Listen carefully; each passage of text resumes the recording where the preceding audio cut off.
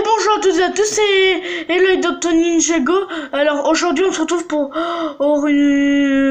faire des théories sur le crossover de Luke entre sa série Transformers The Last Night of Prime et Ninjago.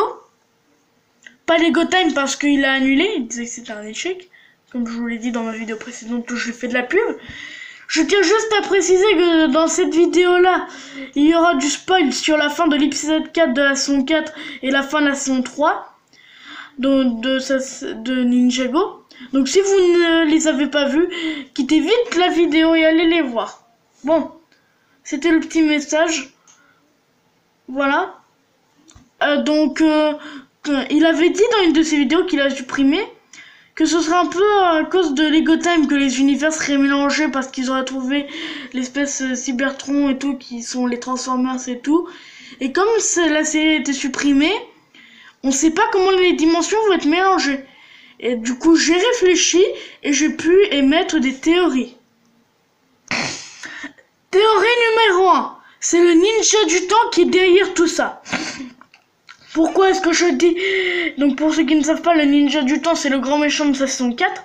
Pourquoi je dis que le ninja du temps et tout ça serait peut-être derrière tout ça? Tout simplement, déjà, vous le savez si vous avez vu les 4 premiers épisodes, et puis même si vous ne les avez pas vus, vous pouvez deviner c'est quoi ses pouvoirs vu son nom, le ninja du temps. Vous l'aurez compris, il a le pouvoir de contrôler le temps. Sachant qu'il a le pouvoir de contrôler le temps, on pourrait peut-être dire qu'avec ses pouvoirs, il a modifié un truc, je sais pas, il y a quelques petites conséquences. Et dans ces conséquences-là, il y a le fait que les deux univers sont mélangés.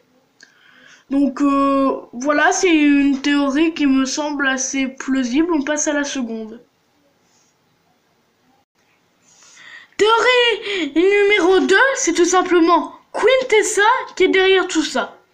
Pourquoi Quintessa? Parce que comme elle vient d'une espèce assez avancée technologiquement quand même, les Cybertrons, c'est pas n'importe quelle espèce, voilà.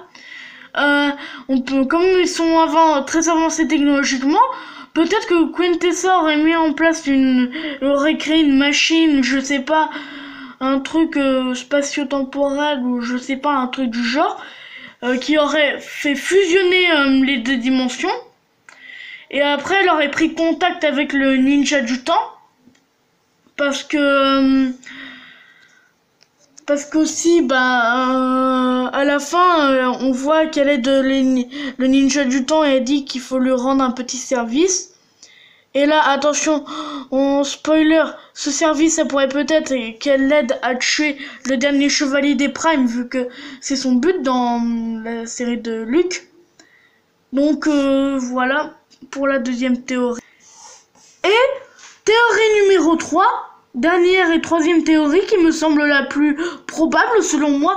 Bon, c'est peut-être pas ça, hein, mais parce que je suis pas voyant, mais je pense personnellement que c'est ça. Donc ma théorie, c'est que, attention spoiler sur sa saison 3, à la fin de sa saison 3, Lloyd va dans le passé, il dit à Wu de pas former d'équipe. Du coup, tout le temps est modifié, tout. Du coup, il y a eu quelques conséquences. Par exemple, maintenant, les maîtres du temps, c'est pas c'est plus cru que c'est Acronix. C'est le ninja du temps dont je vous ai parlé tout à l'heure dans ma première théorie. Et dans une de ces conséquences, il pourrait peut-être y avoir que les deux univers sont mélangés, peut-être. Ça pourrait être possible. Donc, voilà.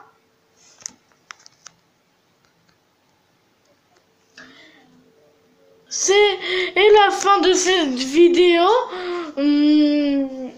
C'est la fin de cette vidéo. J'espère qu'elle vous aura plu.